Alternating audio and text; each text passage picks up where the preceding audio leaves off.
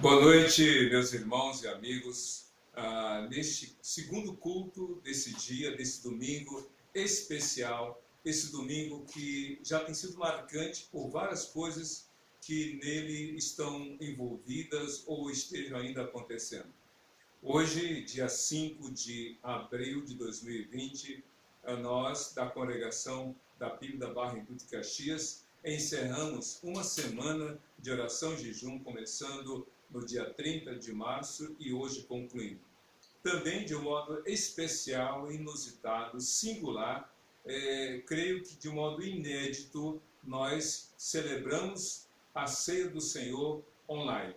Nós já temos feito cultos online, transmitindo para os irmãos, de modo que todos, acessando o link, possam ter a participação nas reflexões e nas meditações que têm sido diárias. Mas aos domingos e às quartas-feiras, a gente pode ter uma programação à parte, especial. E hoje não é diferente. Hoje pela manhã tivemos o culto, tivemos a celebração da ceia, e foi muito bom poder acompanhar a participação de todos os irmãos. Agora, neste culto da noite, em que estamos celebrando ao Senhor, eu quero iniciar com essa palavra de oração. Oração de gratidão.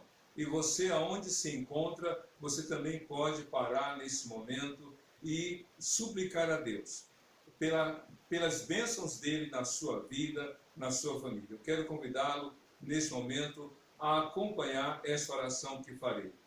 Senhor Deus, nosso Pai de amor, de graça e bondade, nós te damos graças, ó Deus, pelo teu cuidado sobre a vida de todos nós, e nesse momento suplicamos a tua direção para esse breve momento de reflexão, para que esta palavra que será proclamada sem impedimento algum chegue à mente e ao coração de todos que irão acessar.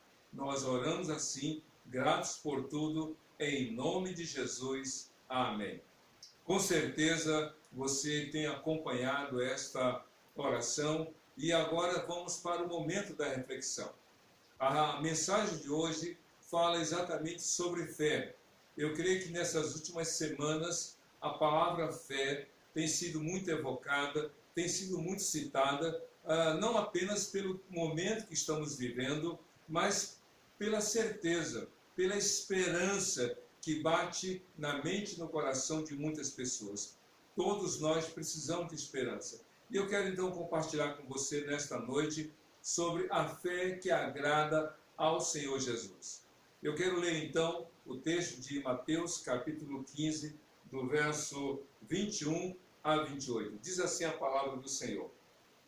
Saindo daquele lugar, Jesus retirou-se para a região de Tiro e de Sidom. Uma mulher cananeia, natural dali, veio a ele, gritando: Senhor, filho de Davi, tem misericórdia de mim.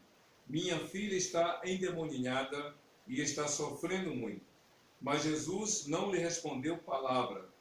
Então seus discípulos se aproximaram dele e pediram: manda-a embora, pois vem gritando atrás de nós. Ele respondeu: eu fui enviado apenas às ovelhas perdidas de Israel. A mulher veio, adorou de joelhos e disse-lhe: Senhor, ajuda-me. Ele respondeu: não é certo tirar o pão dos filhos e lançá-lo aos cachorrinhos.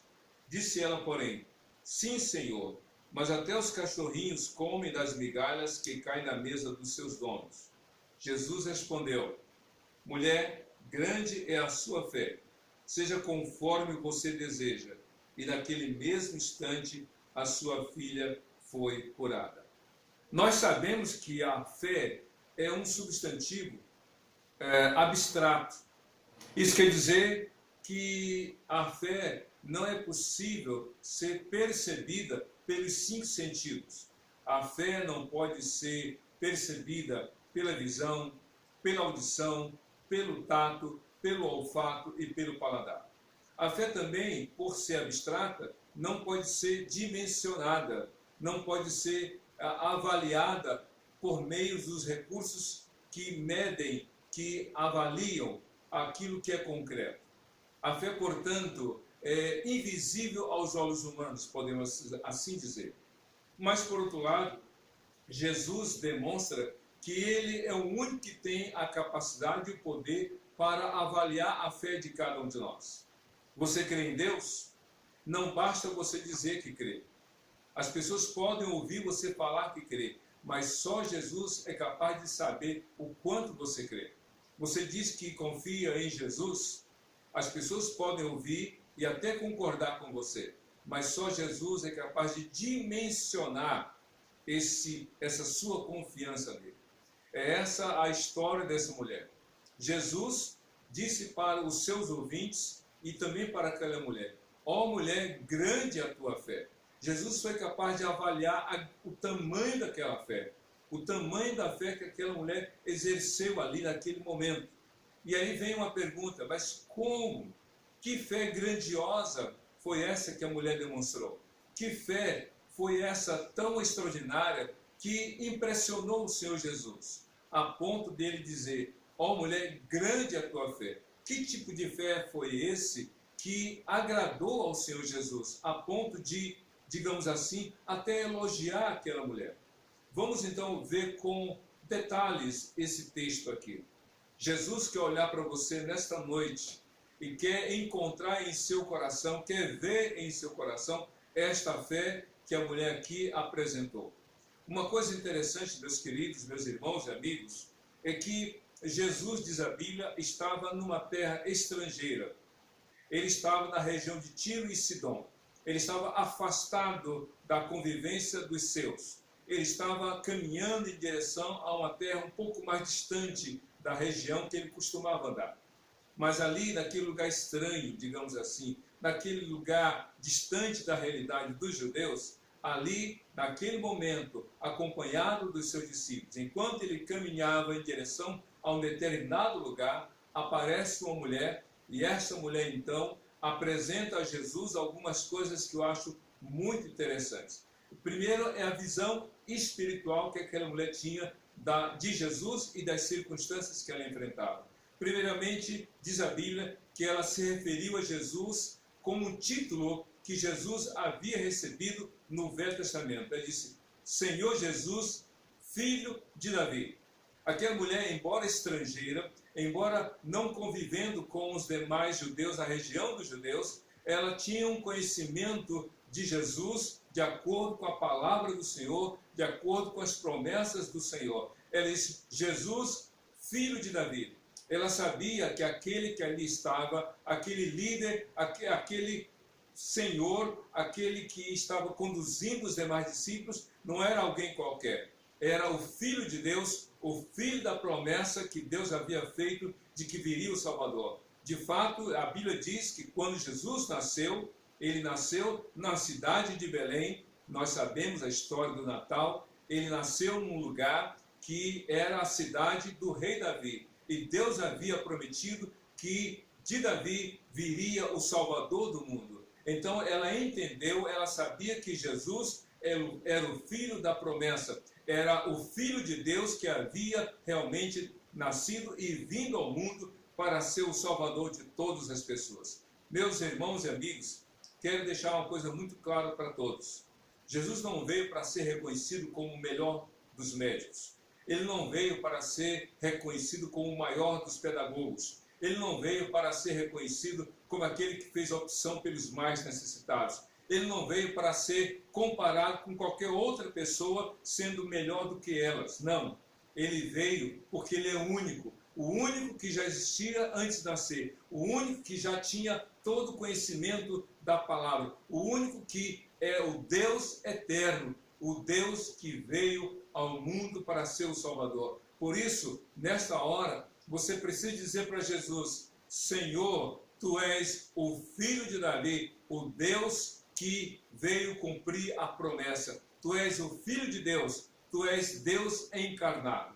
Mas outra coisa que a Bíblia fala que esta mulher expressou, ela diz o seguinte: Senhor, socorre-me, a minha filha está terrivelmente enferma e ela está endemoniada. O termo que a Bíblia coloca é o seguinte: Senhor, tem misericórdia de mim, minha filha está endemoniada e está sofrendo muito. Aquela mulher tinha uma percepção espiritual das coisas. Ela percebeu que a sua filha estava enferma, mas não era uma enfermidade de origem, digamos assim, natural. Não era alguma coisa acometida ou que tinha como causa um acidente doméstico ou uma enfermidade simples. Ela, com seu olhar espiritual, ela sabia que a sua filha estava sofrendo uma influência maligna. Ela sabia que a enfermidade daquela filha era de origem maligna. Havia um espírito maligno que atuava sobre aquela sua filha. Ela não tem detalhes, ela não apresenta nem o nome, nem a idade daquela filha. Mas ela demonstra saber o que estava acontecendo. Você que é mãe, sabe o que está acontecendo com o seu filho, com a sua filha? Você que é pai, sabe o que está acontecendo com o seu filho, com a sua filha? Muitos estão preocupados com o sucesso dos filhos, se tem nota boa, se tem bons amigos, se está sendo promovido na empresa, se tem um bom emprego. São coisas importantes, sim, mas tem que haver uma preocupação com coisas maiores. Aquela mulher sabia, portanto, que a sua filha estava terrivelmente enferma por uma influência maligna. Mas o que me chama a atenção é que ela então coloca no extremo, ela olha para Jesus e o reconhece como Deus encarnado, como filho da promessa que Deus havia feito. Mas também ela olha para sua filha e vê um grande drama. E aí então ela busca a grande solução. Uma grande dificuldade, mas ela busca o grande Senhor.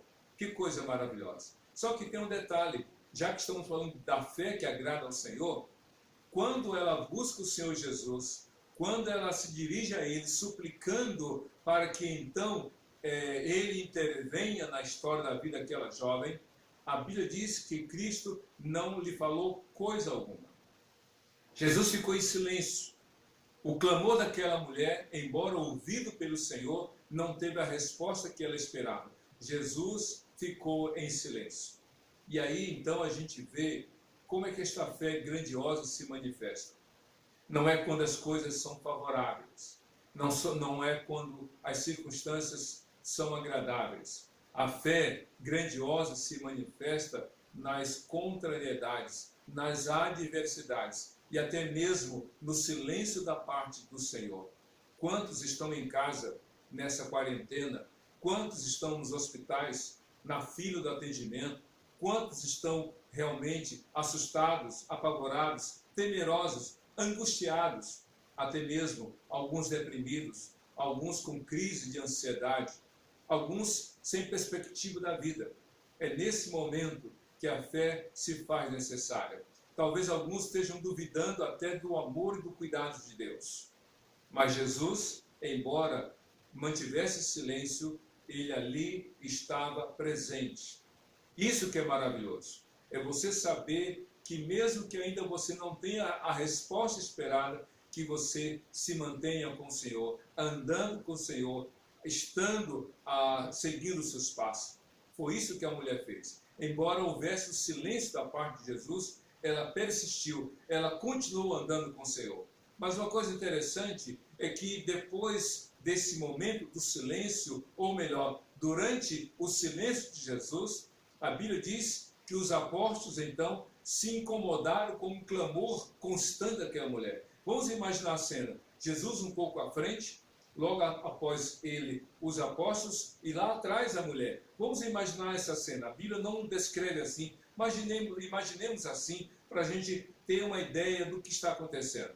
Ela fala com Jesus, clamando, gritando, porque naquela época não era aceitável que a mulher se aproximasse de um homem e publicamente falasse com ele. A mulher tinha que andar passos atrás do homem. Então imaginamos que ela estava um pouco afastada e então por isso gritava, clamava.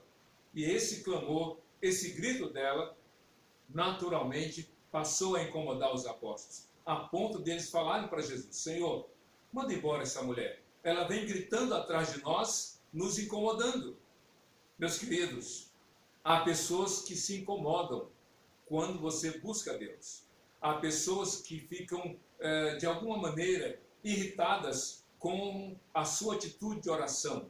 Há pessoas que não entendem quando você dobra os seus joelhos em oração, quando você abre a Bíblia para ler, quando você ouve uma mensagem como esta, quando você liga o rádio para ouvir uma mensagem, ou liga a TV para ouvir um louvor. Muitas pessoas ficam incomodadas, irritadas. Elas podem passar 5 horas ouvindo qualquer coisa, vendo qualquer coisa, mas elas se incomodam quando realmente você se dispõe a buscar a Deus. Mas o mais estranho, o mais desagradável, é quando esse incômodo parte daqueles que deveriam animar, fortalecer, encorajar você a persistir na busca ao Senhor. Os apóstolos que andavam com Jesus disseram: Senhor, manda embora essa mulher. Que coisa! Como ficaria, ou como ficou o coração daquela mulher? Como ficou aquela mulher que se deslocou de sua casa, que foi até Cristo, de repente houve uma crítica, houve um desprezo, houve uma palavra desencorajadora? Pode ser que você já tenha passado por isso, mas é interessante é que a fé não depende das circunstâncias. Quando Jesus ouviu aqueles homens, seus discípulos, falarem: manda ela embora, e aí, para a surpresa da mulher, imaginamos, Cristo fala o seguinte: eu não venho senão as ovelhas perdidas da casa de Israel. Cristo falou isso porque, como falei antes, ele estava num lugar distante da sua região, da Judéia. Ele estava na região de Tiro e Sidom, um pouco afastado. Fisicamente, Cristo estava num ministério que tinha o seu limite geográfico, que tinha o seu alvo, o seu público-alvo, que era ali os judeus na região onde ele habitava. Ele veio especificamente para os seus, digamos assim. Por isso que João capítulo 1, no versículos 11, 12 e 13 diz assim: ele veio para os seus, mas os seus não os receberam.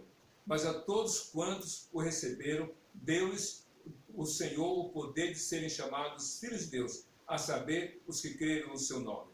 Pois bem, Jesus disse para os seus discípulos, dando uma resposta indireta à mulher: eu só vim para as ovelhas perdidas de Israel. Ou seja, em outras palavras, Cristo estava ali colocando em xeque a fé daquela mulher.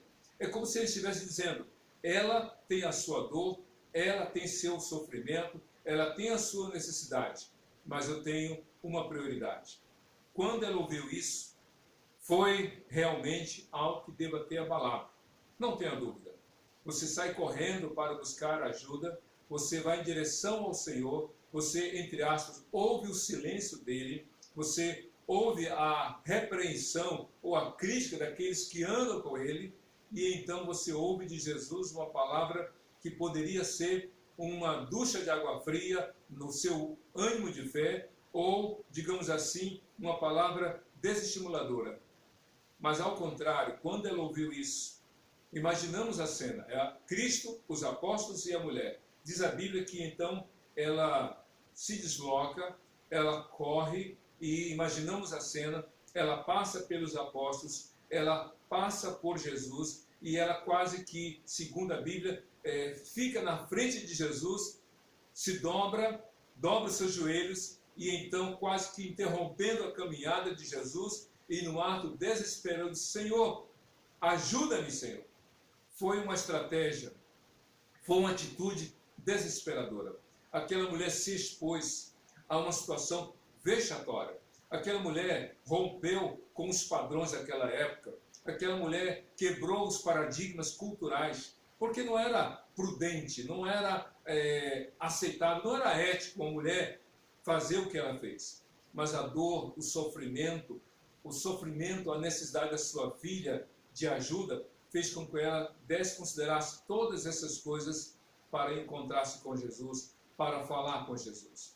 Quantas pessoas desistem de crer em Jesus ou de confiar nele porque pensam assim: se eu buscar a Jesus, alguns vão me criticar. Se eu buscar o Senhor, talvez a minha família não vá aceitar. Se eu disser para os meus amigos que eu creio em Jesus, eles vão me abandonar. Alguns, por causa do conceito dos outros, por causa da opinião de terceiros, acabam desistindo de andar com Jesus ou de buscá-lo verdadeiramente. A Bíblia diz em Marcos capítulo 5 que Jairo, que era um dos líderes da sinagoga, saiu de sua casa, foi até a praia onde Cristo estava ali se aproximando, dobrou seus joelhos e clamou para que Jesus fosse à sua casa curar a sua filha de 12 anos, sua filha única, que estava realmente muito enferma.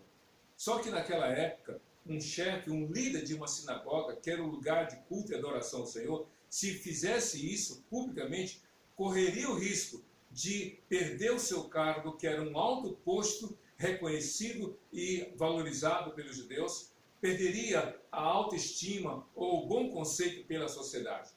Jairo abriu mão de tudo isso por amor à sua filha, mas sobretudo por reconhecer a autoridade e o poder do Senhor Jesus. Por isso que aquela mulher fez. Ela sai do seu lugar e coloca-se diante do Senhor. E então, ao falar, Jesus socorre-me, aquela mulher ouviu de Jesus: não é bom pegar o pão dos filhos e lançá-lo aos cachorrinhos. Essa palavra de Jesus tem sido mal interpretada por muitas pessoas. Algumas pessoas dizem equivocadamente que Cristo estava maltratando aquela mulher. É um equívoco. Cristo nunca maltratou ninguém. Outros dizem que Jesus estava chamando aquela mulher de cachorrinho. Também isso não é verdade. Nunca saiu da boca de Jesus qualquer palavra para depreciar ou para colocar alguém em situação vexatória. Alguns dizem que Jesus estava comparando aquela mulher e a família dela com os cachorrinhos. Também isso não é verdade. O que Cristo está dizendo com aquela palavra é um ditado, possivelmente um ditado daquela época. Não é bom pegar o pão dos filhos e lançá-lo aos cachorrinhos. Um pai que fizesse isso estaria, de alguma maneira, desprezando os seus filhos. Um pai que fizesse isso, deixar de alimentar os seus filhos e alimentar os cães, seria uma demonstração de falta de amor aos filhos. Simplesmente ele falou isso. Mas por que ele falou isso? Talvez, na sequência da narrativa, foi para fazer um teste ou para dar àquela mulher a oportunidade de demonstrar o quanto ela cria no Senhor. Ela cria no Senhor, enquanto ela confiava nele. Ele disse: não é bom pegar o pão dos filhos e lançá-lo aos cachorrinhos. Ao ouvir essa palavra, e talvez ajoelhada, aquela mulher disse: sim, Senhor, é verdade, mas até os cachorrinhos se alimentam das migalhas que caem da mesa dos seus donos. Ao falar isso, aquela mulher apresenta algumas coisas extraordinárias. Primeiro, humildemente, ela se coloca ou ela se reconhece na sua condição. Ela se dobra, ela se humilha, ela não se revolta, ela não grita, ela não se levanta sacudindo a poeira da sua roupa, virando as costas para Jesus, ela não grita com os apóstolos de Jesus, ela simplesmente, dentro da palavra de Jesus, ela se humilha, ela se quebranta, ela se reconhece na sua condição. Meu querido, ninguém se aproxima de Deus de cabeça erguida, de nariz arrebitado, batendo no peito e se achando tal. Porque Cristo falou em Mateus capítulo 5, versículo 3, bem-aventurados os humildes, porque deles é o reino dos céus. Para você se aproximar de Jesus, você precisa reconhecer os seus pecados, você precisa admitir que é um pecador, você precisa reconhecer a sua condição diante de Deus, você precisa bater no peito como aquele publicano na parábola que Cristo contou em Lucas capítulo 18, ser propício a mim, ó Deus, que eu sou pecador. É isso que Deus quer. É você admitir as suas falhas, as suas imperfeições, dizer como Davi, ó Deus, eu sou pecador, eu pequei. É isso que Deus quer que você faça. Aquela mulher admitiu a sua condição. Mas a segunda coisa que eu acho maravilhosa na palavra dela é o que ela espera do Senhor. É como se ela dissesse: eu não espero muito, Senhor. Eu não quero muito, eu só quero um pouco. Porque eu sei que o pouco que virá do Senhor é muito. Os cães, os cachorrinhos, se alimentam das migalhas que caem da mesa dos seus donos. Eu não quero muito, Senhor, eu só quero um pouco. Mas eu sei que esse pouco que vier de ti será muito para mim. Isso que é humildade. A grande fé está exatamente em reconhecer a sua pequenez, a sua fragilidade, a sua humildade, mas também reconhecer a grandeza do poder do Senhor. Quanta gente está reclamando do que falta, mas não agradece pelo que tem. Muita gente está resmungando, murmurando, está de quarentena, está reclamando.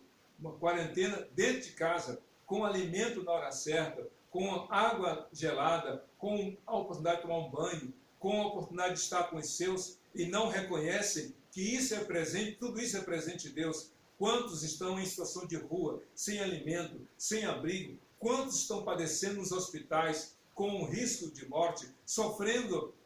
E você que está com tudo ao seu dispor, não reconhece, não dobra os seus joelhos, não agradece.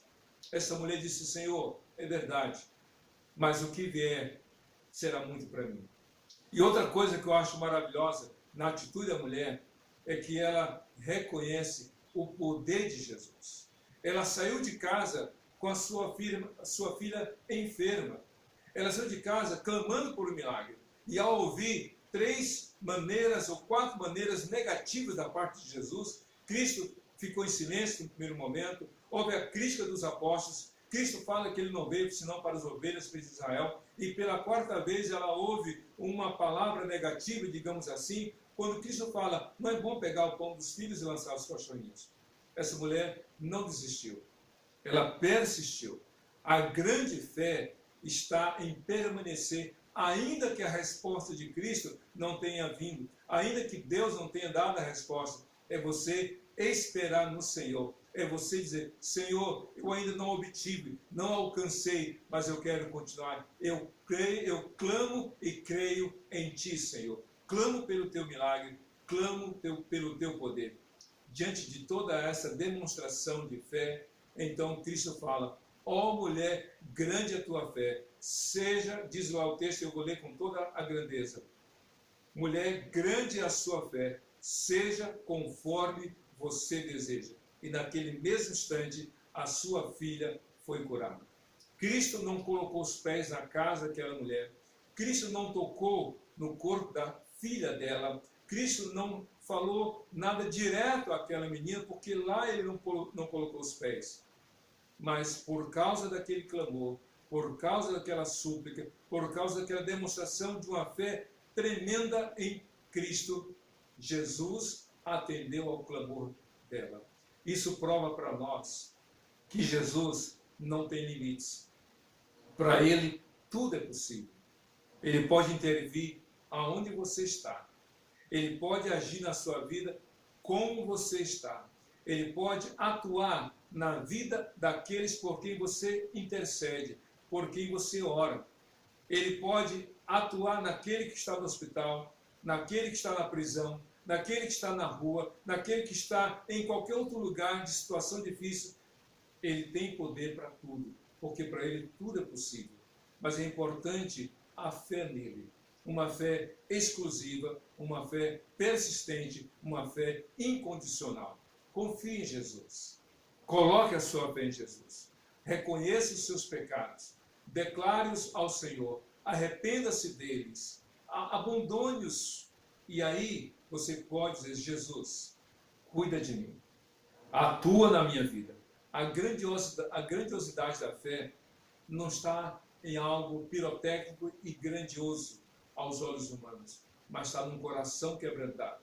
É interessante o que Davi falou no Salmo 51, a partir do verso 14.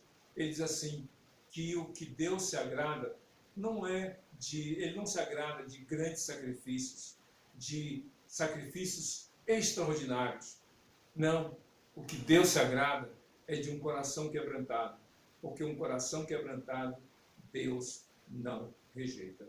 Que você, nesta noite, se quebrante diante do Senhor, declare a sua fé, ainda que aos olhos humanos, tão pequenina, mas aos olhos de Jesus, uma fé grandiosa que agrada ao coração dele. Vamos orar. Antes de encerrar, eu quero orar com você. Aonde você está agora?